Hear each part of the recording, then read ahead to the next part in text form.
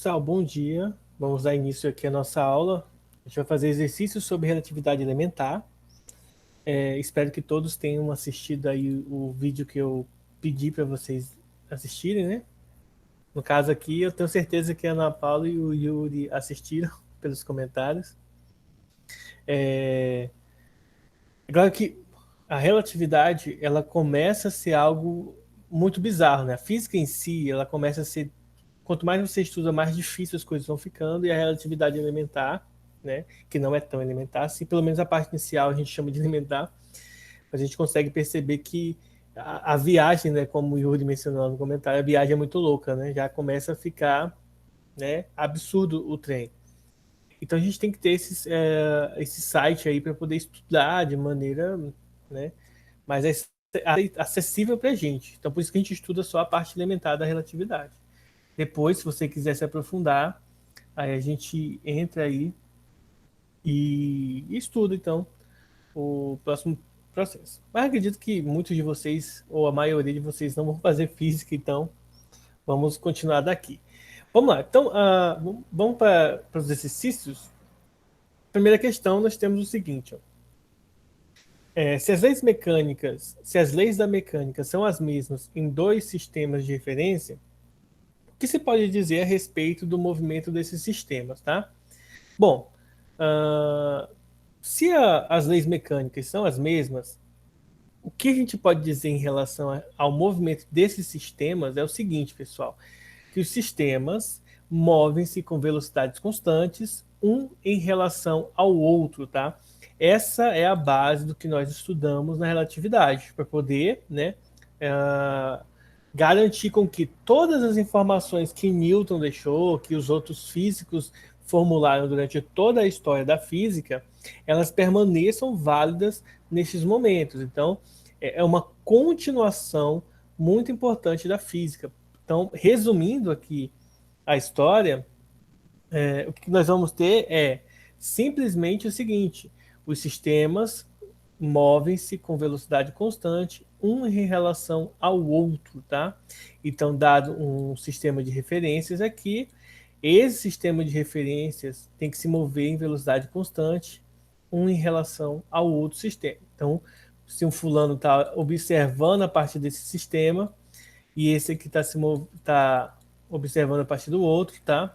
Ambos têm que estar em velocidade constante em relação a um ao outro para que ambos estejam, digamos assim, ambos adquiram as mesmas informações e, consequentemente, os mesmos resultados a partir do experimento.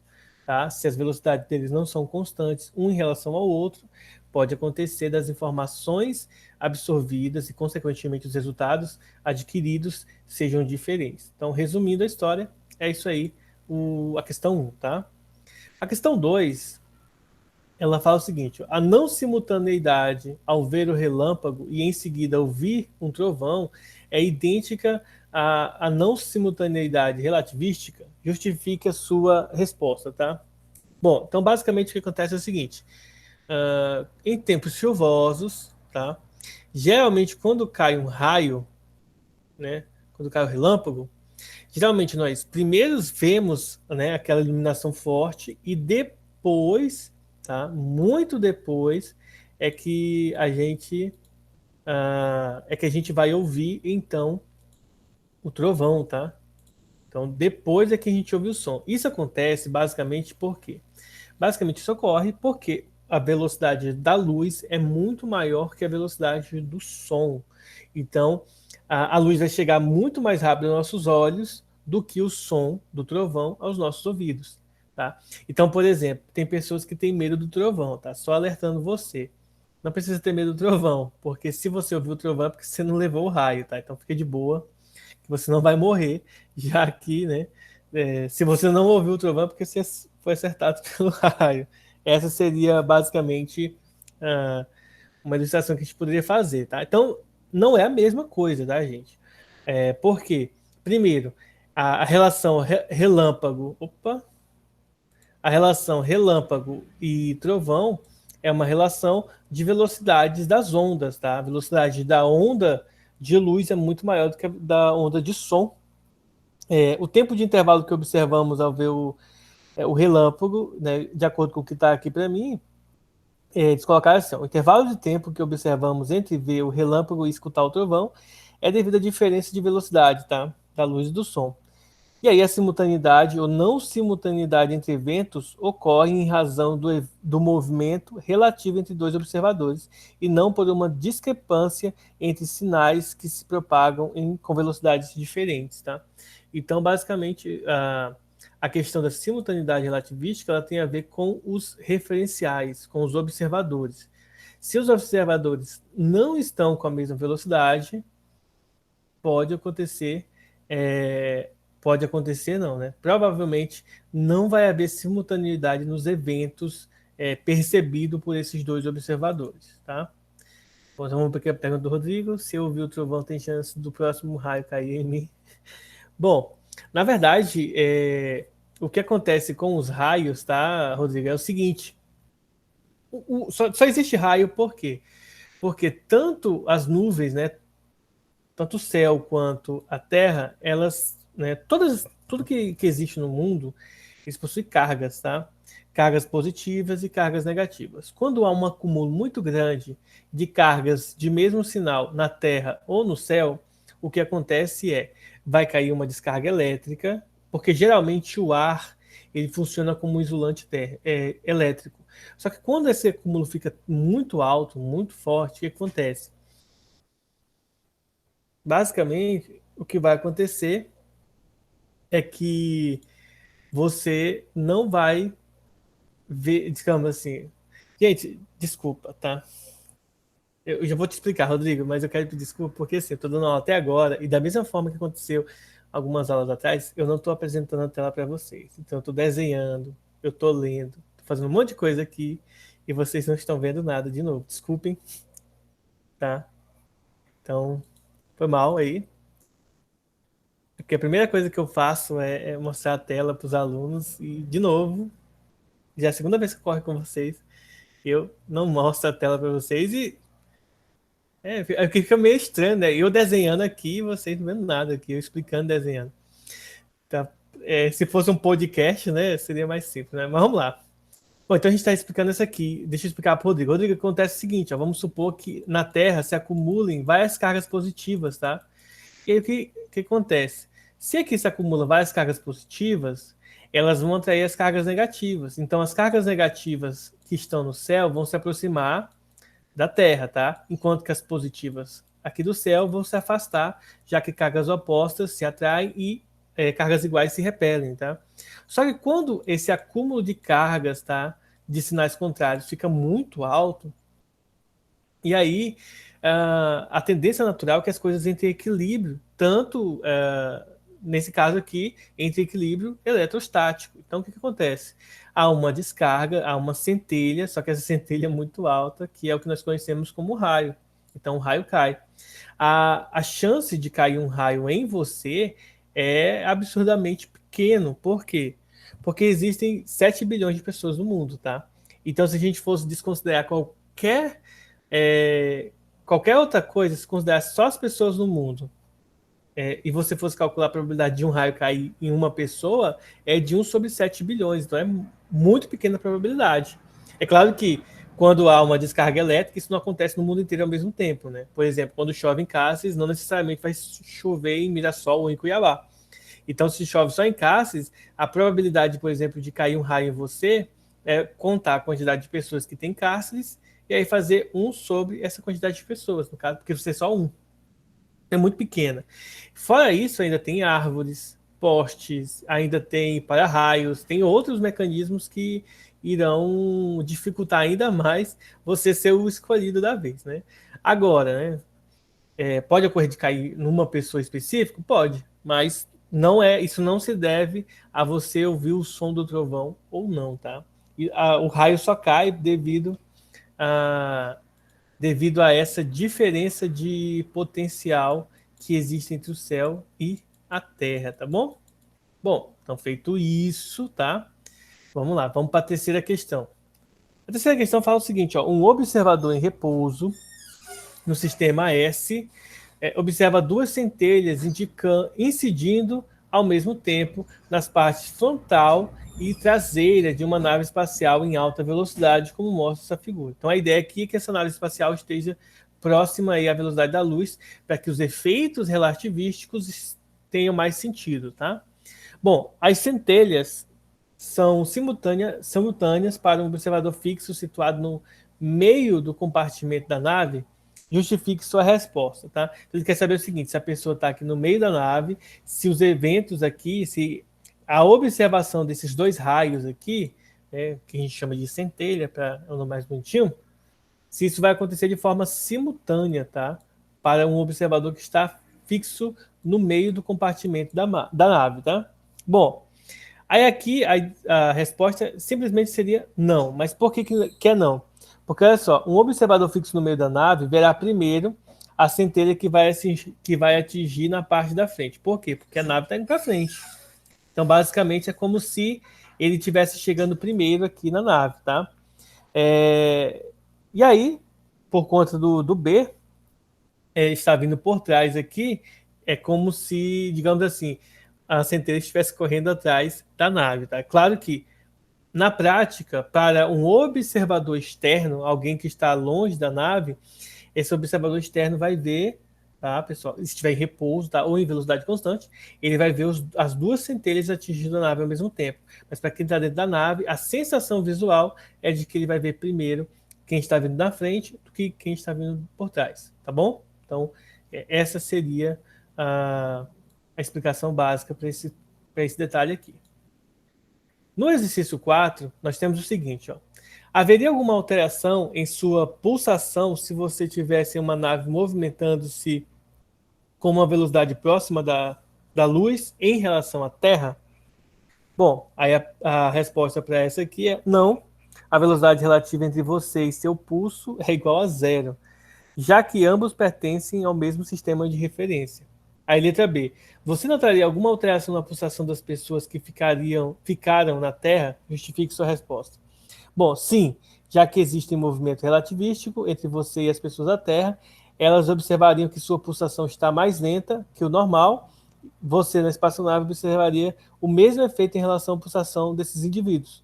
O efeito da relatividade são sempre atribuídos ao outro. Tá? Então, você sempre vai estar observando o outro. Se você observa você mesmo, tá? Você não vai observar os efeitos relativísticos, já que em relação a você mesmo, mesmo que você seja o Flash, está correndo aí sei lá, da velocidade da luz, você não vai observar os efeitos em você. Você vai observar os efeitos ao seu redor, mas não em você mesmo. Vamos para a quinta questão.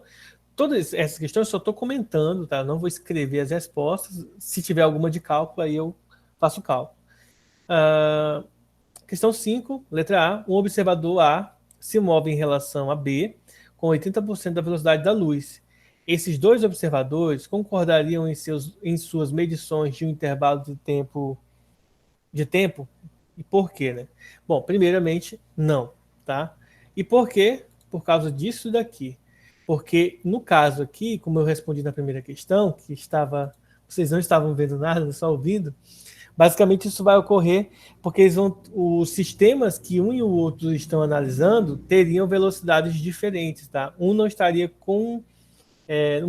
constante em relação ao outro. Então, por conta disso, cada um observará uma redução na passagem de tempo no sistema de referência do outro. Tá?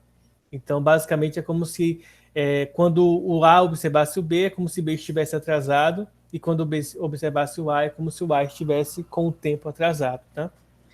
Item B. Se os observadores se movessem juntos com 80% da velocidade da luz em relação a um sistema S ligado na Terra, haveria concordância na medição do tempo?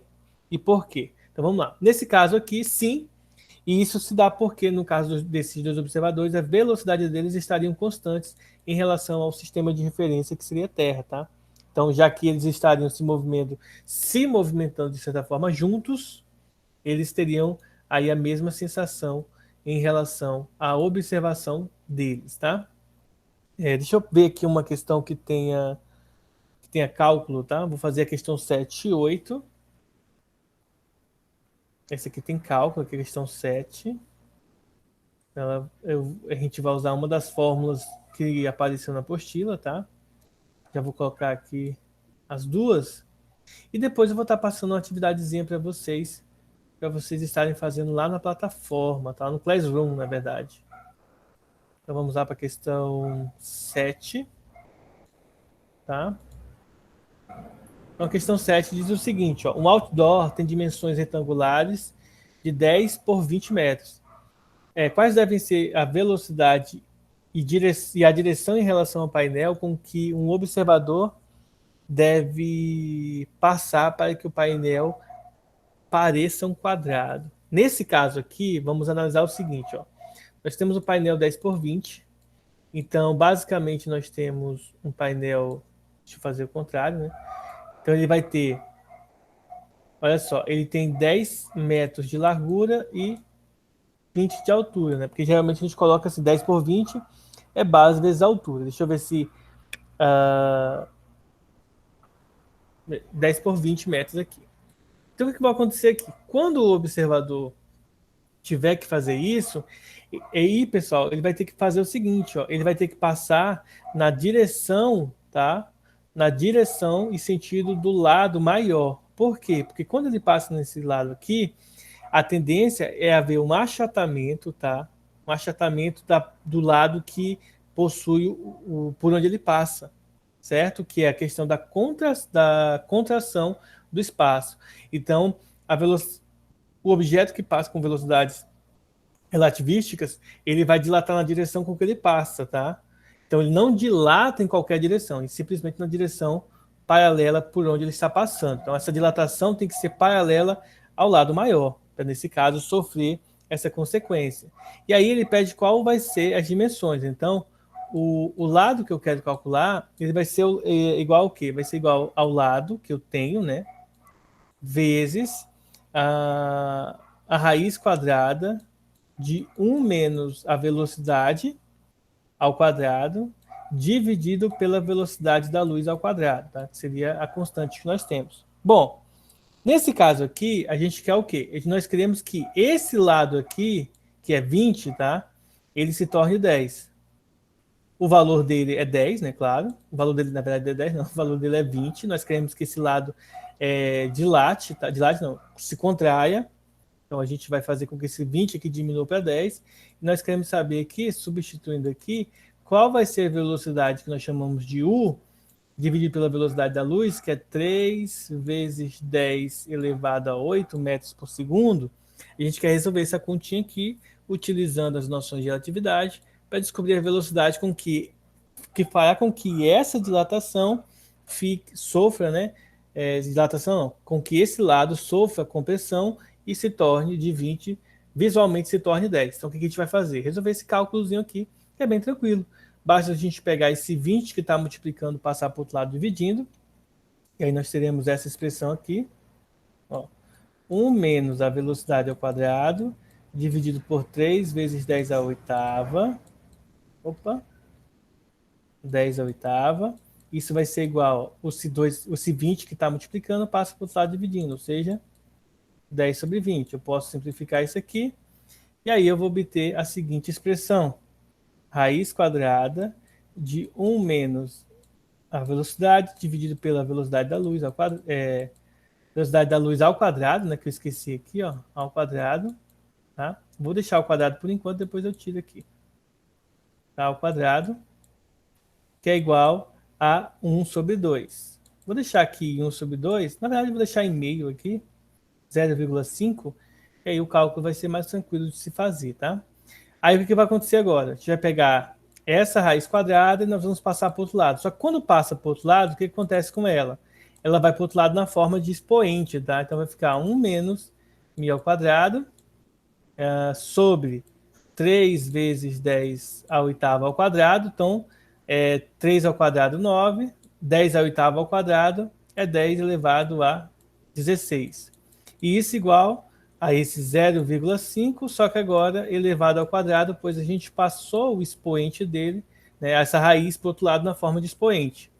Então, teremos 1 menos a velocidade ao quadrado, dividido por 9 vezes 10 elevado a 16. Positivo, né? 16.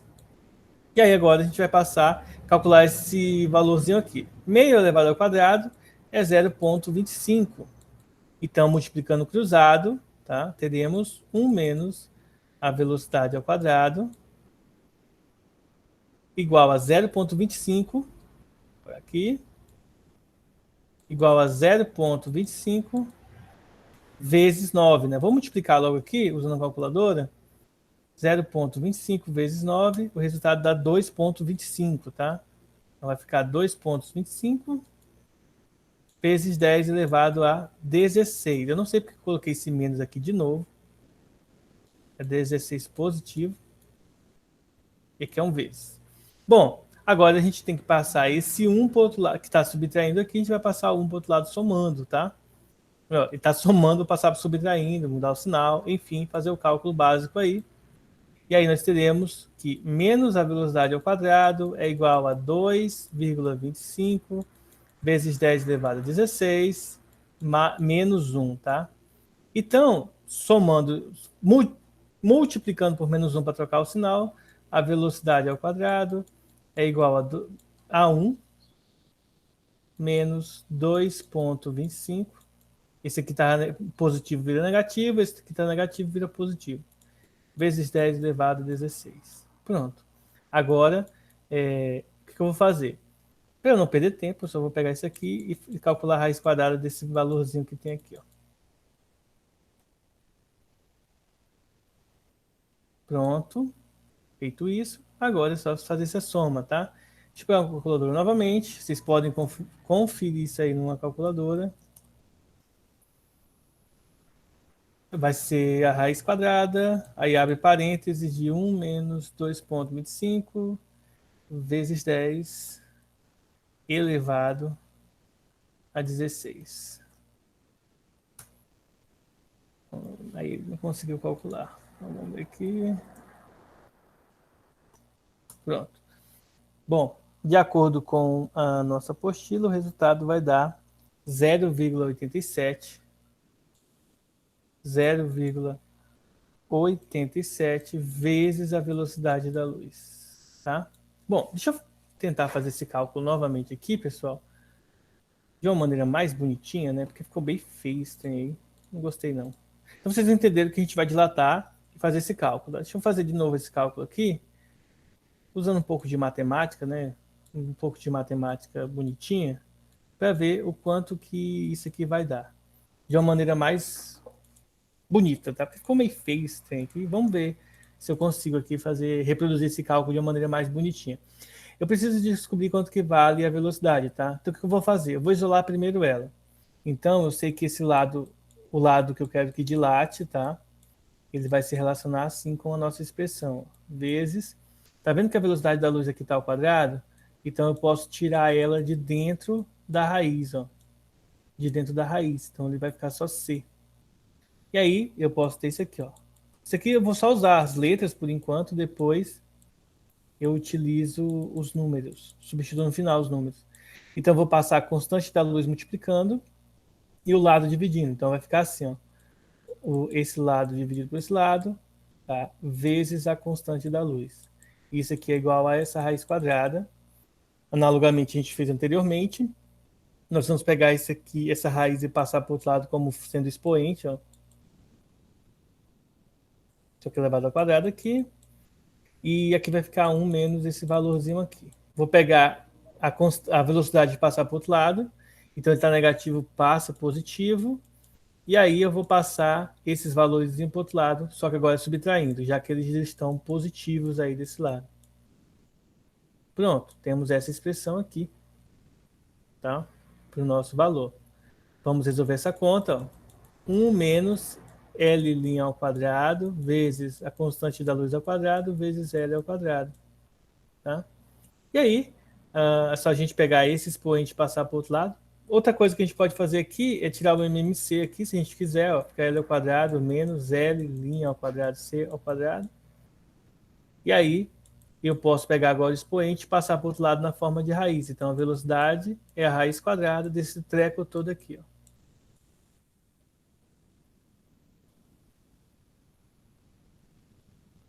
Basicamente é isso aqui. Aí é só substituir os valores, tá? Aqui vai ficar 20, 20 ao quadrado, menos 10 ao quadrado, que é o tamanho que eu quero que o lado fique. A velocidade da luz aqui ao quadrado, dividido pelo lado ao quadrado, que é 20, tá? Pronto, é só resolver essa continha.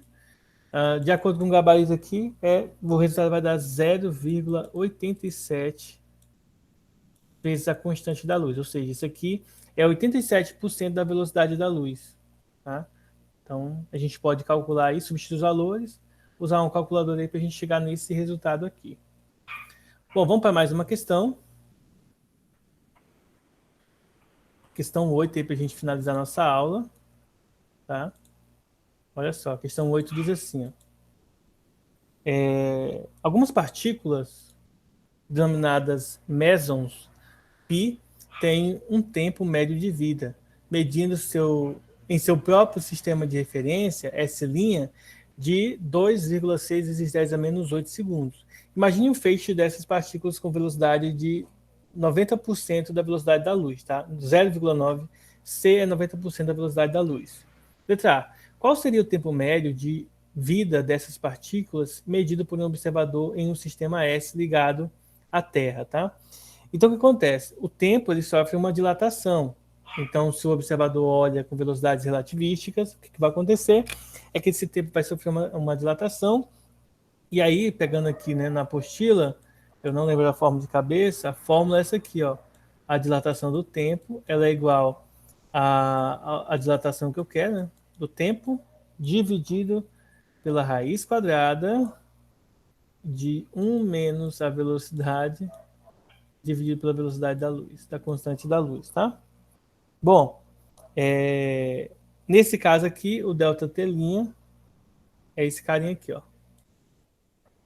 A gente vai substituir aqui para descobrir. Então, aqui é 2,6 vezes 10 a menos 18 segundos, tá? Um tempo muito pequeno.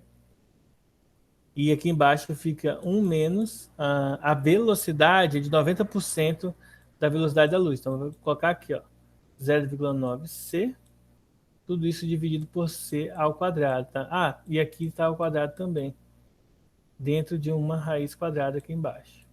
Então, essa é a expressão aqui que nós temos que está resolvendo ela. Bom, então vamos lá. Agora é só a gente resolver. Eu não vou resolver, porque isso aqui vai dar muita conta e eu quero chegar logo no resultado. Então, o que eu vou fazer aqui com vocês é o seguinte. Deixa eu só pegar aqui um valor, calcular aqui o valor, aí eu já mostro para vocês o resultado, tá?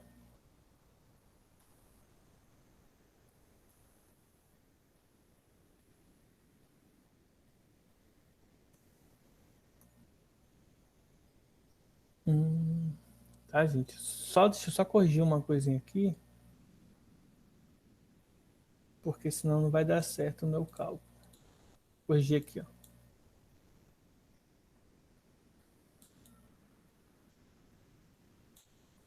Ó, quando vocês verem lá na apostila, às vezes a gente pode estar confundindo, tá? Isso aqui ó, é 1 menos a velocidade ao quadrado dividido pela velocidade da luz ao quadrado, tá? Isso aqui é um... Tá? E não é a fração inteira. Então, isso aqui é 1 menos, tá?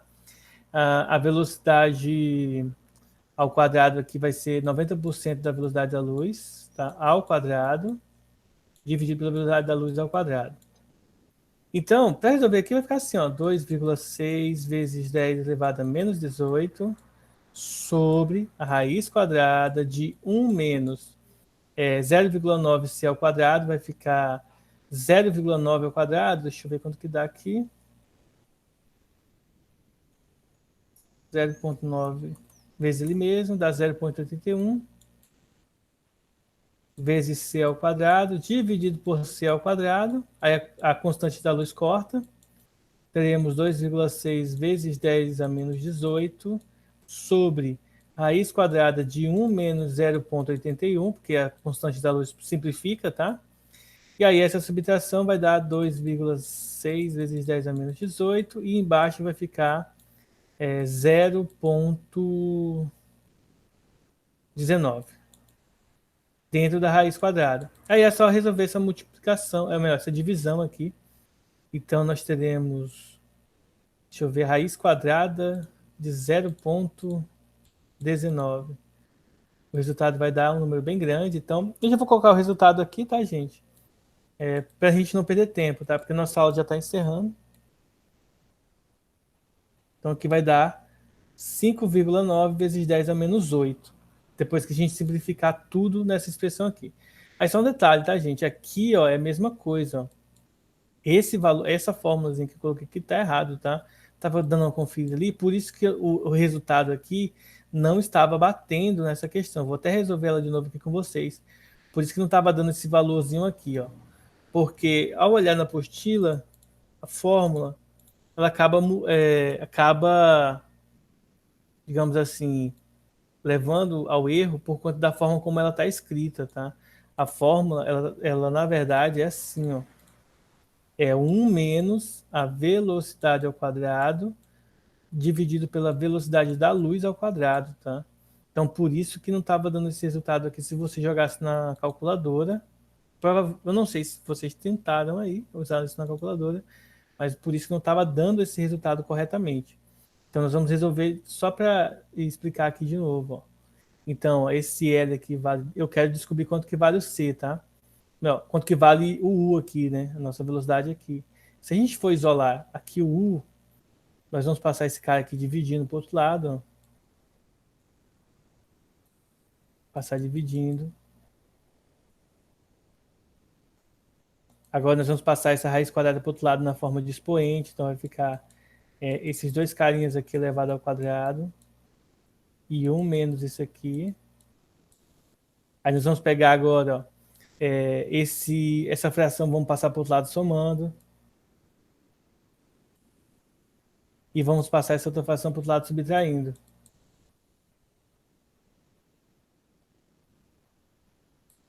Vamos passar a constante da luz multiplicando para o outro lado. Vai ficar assim, ó.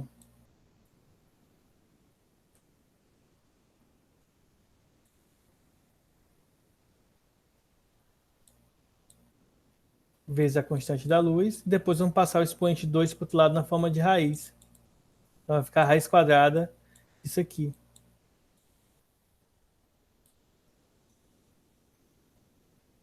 Bom, a constante da luz está ao quadrado, então eu posso tirar ela da raiz. E aí a nossa expressão ficará assim, ó. 1 menos esse carinha aqui ao quadrado. Eu não posso tirar ele da raiz porque tem uma subtração. Tudo isso vezes a constante da luz. Aí é só substituir os valores do L' e do L, né? Que serão 20 e 10 automaticamente. Se a gente substituir, ó, vou fazer aqui em cima. Teremos, ó, 1 menos o 10, tá?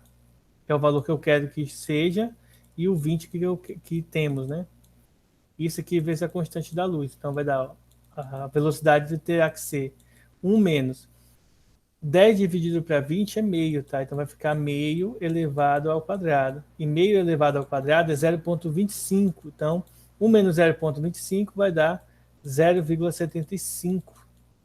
E aí, quando a gente extrai a raiz quadrada desse carinha aí, raiz quadrada de 0,85, 75, o resultado vai dar aproximadamente 0,87C, tá? Eu estava dando uma conferida aqui, e eu fiz o cálculo na calculadora aqui e não estava batendo o resultado. Aí eu percebi que era porque a forma como está colocado na apostila me induziu ao erro, no caso, tá? Então, para que vocês não sejam induzidos ao erro, por isso que eu estou reescrevendo a fórmula aqui para vocês verem, tá? Porque ela coloca assim, ó, lá no livro. E aí, pode bater a dúvida se são esses dois que estão na divisão, ou no caso, que é o que é correto, tá? Só as velocidades que estão na mesma fração. O 1 não está na mesma fração e, portanto, pode, né, me induzir ao erro e poderia induzir vocês ao erro, tá? Bom, como o nosso horário já está acabando, eu vou interromper aqui a gravação. Na próxima aula a gente vai dar continuidade no conteúdo, tá? Eu vou estar deixando 2 exercícios para vocês fazerem na plataforma daqui a pouco e não saiam ainda para